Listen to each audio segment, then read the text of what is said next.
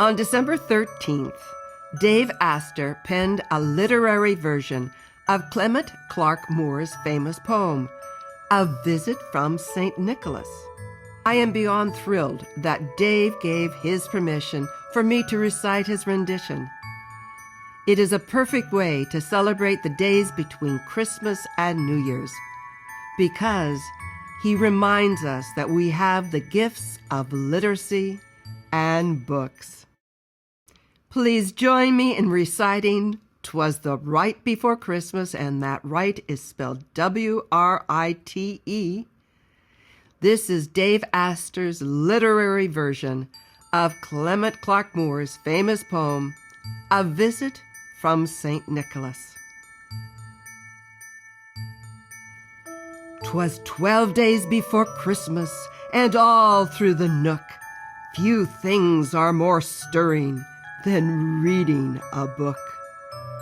The novels are stacked by the chimney with care, to read or reread like the stellar Jane Eyre. Too young for Dostoevsky to mess with their heads, my wife at her desk and the cat in my lap. To read George Eliot beats taking a nap.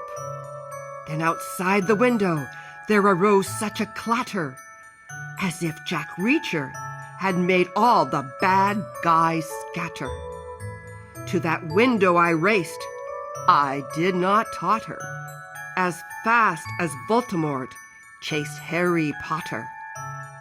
The moon shone down on outlandish snow, evoking ghostly visions of Edgar A. Poe.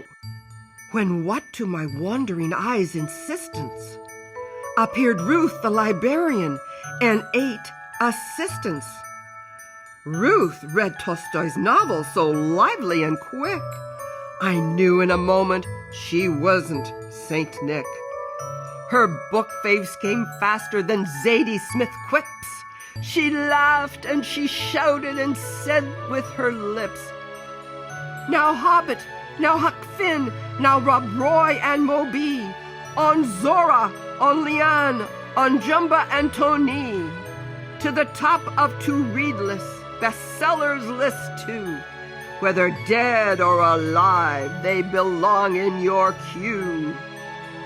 The wind took book pages and made them fly up in the air, the sheltering sky.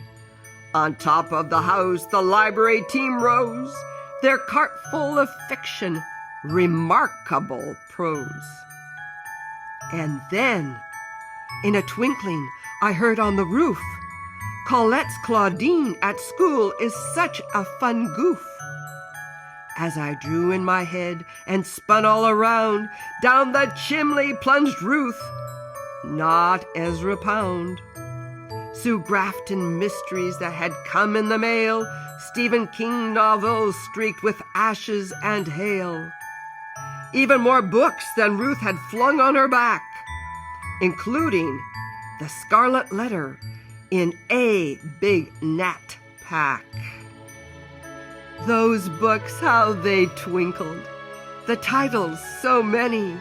Atwood and Baldwin and Louise, last name Penny. Marquet Magic Realism and Valet Jeeves, and Lily Bart in Mirth. Any reader grieves. Ruth knows William Faulkner put a pipe in his mouth, and To Kill a Mockingbird is set in the South.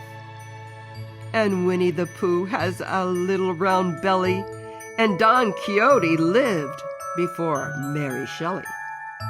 And Thomas Hardy was hardly a jolly old elf, and Of Human Bondage was based on Mon himself.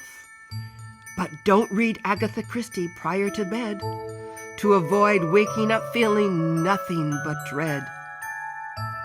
Ruth, as the pathfinder, decides on a path, fills stockings with novels like the grapes of wrath. Then she mutters Vonnegut's phrase, "So it goes," and back up the chimney the librarian rose. She sprang again on the cart and gave a whistle, and away that crew flew like a sci-fi missile. But I heard Ruth exclaim before she soared out of sight, "The Great Gatsby is better than tender is the night." Dave Astor, December 13th, 2020. Dear listeners, a new year is fast approaching with the promise of long winter nights perfect for reading a good book. For great ideas, I invite you to visit Dave Astor's blog, daveastoronliterature.com. And until next time we meet, be safe and be well.